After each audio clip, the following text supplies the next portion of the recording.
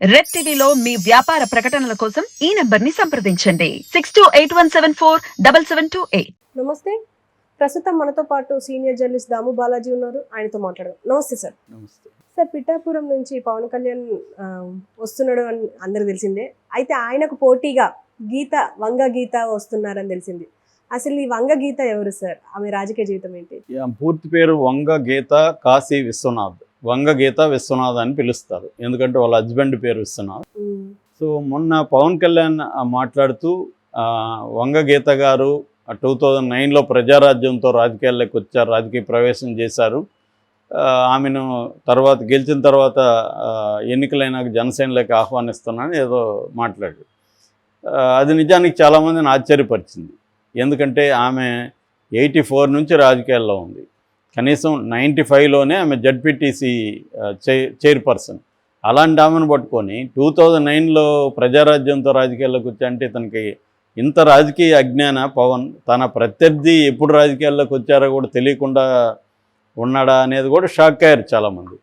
So ఆమె కూడా దాన్ని ఖండించింది. నేను ప్రజారాజ్యం నాకు రాజకీయ భిక్ష పెట్టలేదు, నేను ఎప్పటి నుంచో ఉన్నాను, నేను ఫస్ట్ చేరిన పార్టీ తెలుగుదేశం అనేది కూడా ఆమె మాట్లాడింది. అట్లాగే అది విఘ్నత అనిపించుకోదు. ప్రత్యర్థులు నువ్వు నా పార్టీలోకి రా అంటే నేను కూడా అంటా కదా, నువ్వు కూడా రా నా పార్టీలోకి అని అలా అనొచ్చా అనేది కూడా ఆమె ప్రశ్నించింది. సో ఈ రకంగా పవన్ కళ్యాణ్ అక్కడ తన ఇమ్మెచ్యూర్ పొలిటికల్ దీన్ని ప్రదర్శించాడు.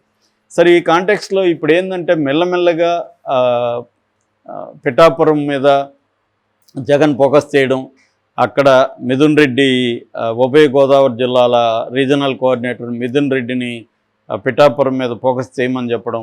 సో మిథున్ రెడ్డి ఏమో అక్కడ అంతకుముందు ఎమ్మెల్యే పెండెం దొరబాబు ఆయన కూడా ఎలుగున్నాడంటే నిన్న జగన్ పిలిచి ఆయనతో కూడా మాట్లాడాడు. ఆయన కూడా నేను వంగ గీతను గెలిపిస్తానని రంగంలోకి దిగుతున్నాడు, సిట్టింగ్ ఎమ్మెల్యే ఆయన. సో ఇటు పెండెం దొరబాబు, దాడిశెట్టి రాజా, తర్వాత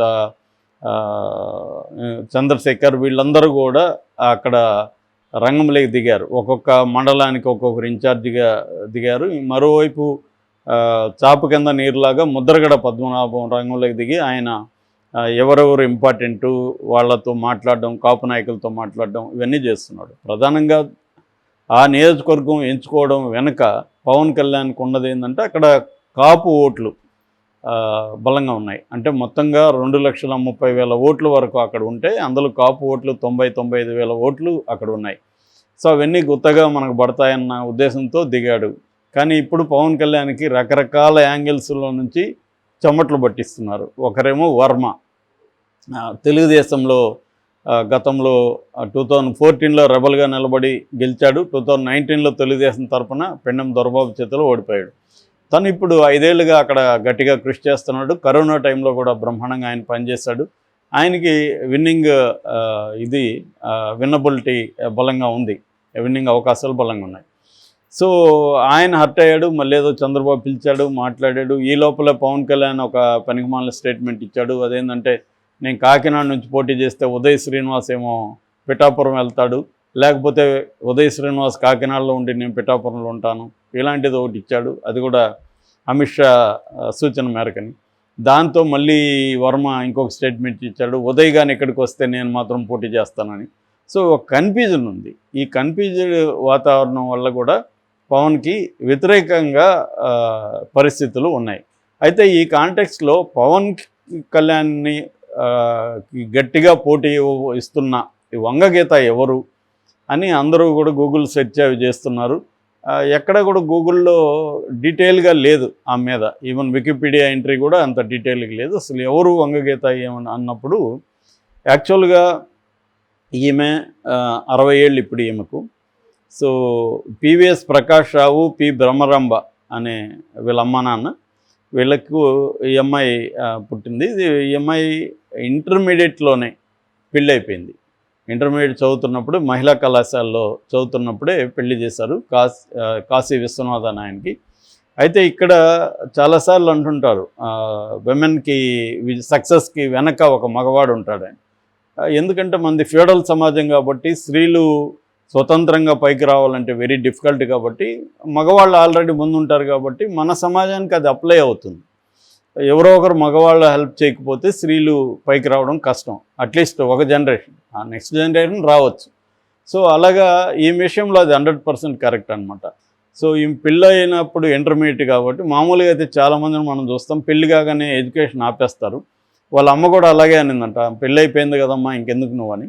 కానీ వాళ్ళ నాన్న ఏమన్నాడంటే, ఇది మనం డిసైడ్ చేయాల్సింది కాదు, ఆల్రెడీ పెళ్ళి అయినాక వాళ్ళ హస్బెండ్ డిసైడ్ చేస్తాడు అని చెప్పారంట. కానీ హస్బెండ్కి ఏంటంటే ముందు నుంచి కూడా, అంతకుముందే 83 నుంచే వీళ్ళ హస్బెండ్ స్టూడెంట్ పాలిటిక్స్లో యాక్టివ్గా తిరిగేవాడంట రాజకీయాల్లో. అప్పట్లో 80s 90s వరకు కూడా, అంటే ప్రైవేట్ ఎడ్యుకేషన్ ఇన్స్టిట్యూట్స్ పెరిగే వరకు కూడా స్టూడెంట్ మూమెంట్కి మెయిన్ స్ట్రీమ్ పాలిటిక్స్ మధ్య చాలా దగ్గర సంబంధం ఉండేది. చాలామంది లీడర్లు స్టూడెంట్ మూమెంట్ నుంచే వచ్చేవాళ్ళు.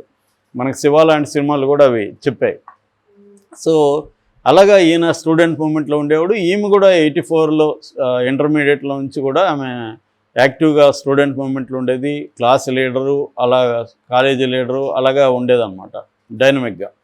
దానికి కారణం ఈమె ఏం చెప్తారంటే, ఒక ఇంటర్వ్యూలో వీళ్ళ తాత, అమ్మ తరపున తాత ఫ్రీడమ్ ఫైటర్ అంట.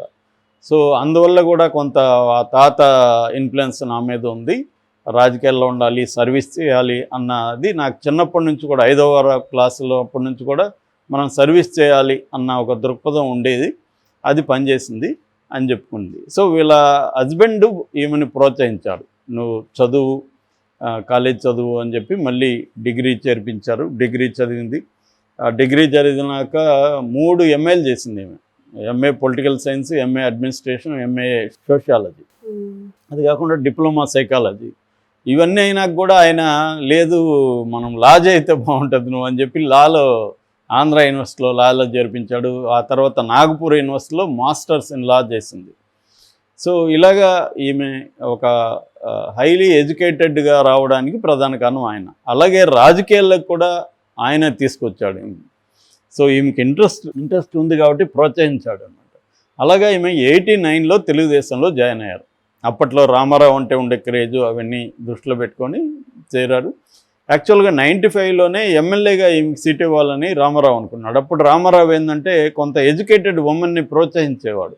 ఆయనకి ఎవరన్నా చదువుకొని ఉంటే బాగా ఇష్టం అన్నమాట. సో అలాగా ఈమెకి ఇద్దాం అనుకున్నారు, కానీ అక్కడ లోకల్ సమీకరణాల్లో ఇవ్వలేకపోయాడు. అందుకని ఇవ్వలేకపోయాం కదా అని జడ్పీటీసీ మహిళా కోటాలు ఈమెకి ఇచ్చారనమాట. సో హస్బెండ్ కూడా ప్రోత్సహించాడు. అలాగా 95లోనే ఈమె జడ్పీ చైర్ పర్సన్ అయిందనమాట. దాని తర్వాత 97లో టీడీపీకి రాష్ట్ర ఉపాధ్యక్షురాలుగా ఉన్నింది. సో పార్టీలో కూడా మంచి పొజిషన్కి వెళ్ళింది. అంటే రోజా వచ్చే వరకు కూడా ఈమె స్టేట్ లెవెల్లో మహిళా విభాగాన్ని చూసుకునేదన్నమాట. దాని తర్వాత 2000 నుంచి 2006 వరకు తెలుగుదేశం నుంచి రాజ్యసభకు కూడా ఎన్నికైంది. రాజ్యసభ ఎంపీగా కూడా పనిచేశారు. దాని తర్వాత 2009లో పార్టీ పెట్టారు. ఈ లోపల ఎన్టీఆర్ వెళ్ళిపోవడం, చంద్రబాబుతో ఈమె ట్రావెల్ చేయడం అవన్నీ జరిగాయి. అయితే చిరంజీవి కుటుంబంతో, ముఖ్యంగా అల్లు రామలింగ కుటుంబంతో ఈమె కుటుంబానికి అనుబంధం ఉందన్నమాట. ఆయన ఎక్కడ షూటింగ్లు జరుగుతున్నా వీళ్ళ ఫ్యామిలీని పిలుచుకొని వెళ్ళేవాడు. అలాగా అనుబంధం ఉంది. దాంతో చిరంజీవి పట్ల కూడా వీళ్ళకి, చిరంజీవి అల్లుడైనాక చిరంజీవి పట్ల కూడా కొంత ఫ్రెండ్షిప్ అది పెరిగింది, ఫ్యామిలీ ఫ్రెండ్షిప్. దాంతో చిరంజీవి ఆ ఏరియాలో ఎవరు నిలబెట్టాలనుకున్నప్పుడు ఈమె కనిపించింది ఆయనకి. ఆల్రెడీ ఈమె పొలిటికల్గా యాక్టివ్గా ఉంది కాబట్టి చిరంజీవి ఆహ్వానించడం, ఈమె అట్లా ప్రజారాజ్యం పార్టీలో వెళ్ళింది. ప్రజారాజ్యం పార్టీలో 2009లో పిఠాపురం నుంచి ఎమ్మెల్యేగా గెలిచింది. So ZP chairperson, Rajya Sabha MP, MLA. So అటు ఎమ్మెల్యేగా ఉంది. తర్వాత చిరంజీవి ఏం చేశాడు, దీన్ని తీసుకెళ్ళి కాంగ్రెస్లో కలిపేశాడు. సో ఈమె నేచురల్గా కాంగ్రెస్ అయిపోయింది. ఈమె చేరలేదు కానీ కాంగ్రెస్ పార్టీ అయిపోయింది. అయితే ఈమెకు ఏమైందంటే ఈ రాష్ట్ర విభజన బాగా దెబ్బతింది. ఎందుకంటే కాంగ్రెస్ పార్టీలో ఉన్నప్పుడు సమైక్యాంధ్ర ఉద్యమంలో ఏమి పార్టిసిపేట్ చేసింది. సో రాష్ట్రాన్ని విభజించేశారు. అది బాధ అయ్యి దాదాపు 4-5 ఏళ్ల పాటు ఈమె రాజకీయాల నుంచి డిస్కనెక్ట్ అయింది. కానీ పబ్లిక్ లైఫ్ నుంచి అవ్వలేదు. పబ్లిక్ లైఫ్లో ఆమె చెప్పింది ఏంటంటే, ఒక 8-9 నెలలు మాత్రమే నేను పబ్లిక్ లైఫ్లో నుంచి పక్కకి వెళ్ళాను, కానీ మిగతా 4 ఏళ్ల పైన ప్రజల్లోనే ఉన్నాను, సర్వీస్ చేస్తున్నాను, ఎవరికి ఏ సమస్యలు వచ్చినా చూస్తున్నాను, కానీ పొలిటికల్గా లేదు. మళ్ళీ వాళ్ళ హస్బెండే ప్రోత్సహించడం, అక్కడ ప్రజలు కూడా మీరు ఇలా ఉండకండి, మీరు హైలీ ఎడ్యుకేటెడ్ మహిళ అని చెప్తే మళ్ళీ వైసీపీలోకి జాయిన్ అయింది. వైసీపీలో కాకినాడ నుంచి ఎంపీగా టికెట్ ఇచ్చాడు. సో కాకినాడ నుంచి లోక్సభకి ఎన్నికైంది. ప్రజెంట్ ఆమె ఎంపీ. సో ఇప్పుడు మళ్ళీ పిఠాపురంలోకి తీసుకొచ్చాడు. సో అలాగా ఆమె హైలీ ఎడ్యుకేటెడ్ ఫ్యామిలీ, వాళ్ళ హస్బెండ్ పాత్ర చాలా ఉంది. అయితే ఆయనలో ఇంకొక మంచి గుణం కూడా ఆమె ఏం చెప్తుందంటే, మామూలుగా స్త్రీలు రాజకీయాల్లోకి వచ్చినా కూడా ముఖ్యంగా కింది స్థాయిలో 50% వరకు రిజర్వేషన్ ఉండడం వల్ల స్త్రీలు ఎక్కువ వస్తున్నారు. వచ్చినా కూడా వాళ్ళ హస్బెండ్సే డీల్ చేస్తుంటాడు. పేరుకి ఈమె సర్పంచ్ కానీ హస్బెండు, అన్నం, తమ్ముడు, నాన్న వీళ్ళే డీల్ చేస్తుంటారు మొత్తం. అందరికి కూడా అర్థమైపోతుంది పేరుకి ఆమెలే రిజర్వేషన్ ఉంది కాబట్టి ఆమెకి ఇచ్చారు అని.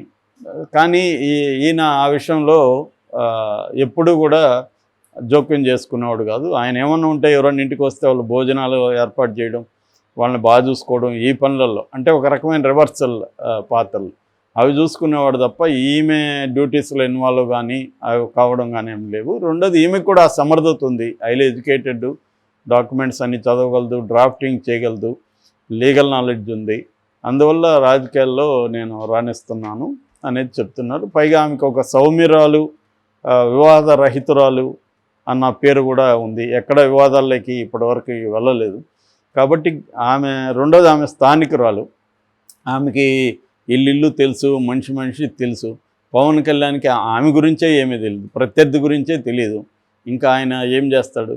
ఏదన్నా ఉండి పవన్ కళ్యాణ్ మనం 2 సార్లు పాపం ఓడించారు కదా అనే సింపతితో ఏమైనా గెలిపించాలి తప్ప జనం మామూలుగా అయితే గెలిచినా కూడా ఆయన లోకల్గా అందుబాటులో ఉండడన్న ఒక భయం కూడా అక్కడ ఉంది.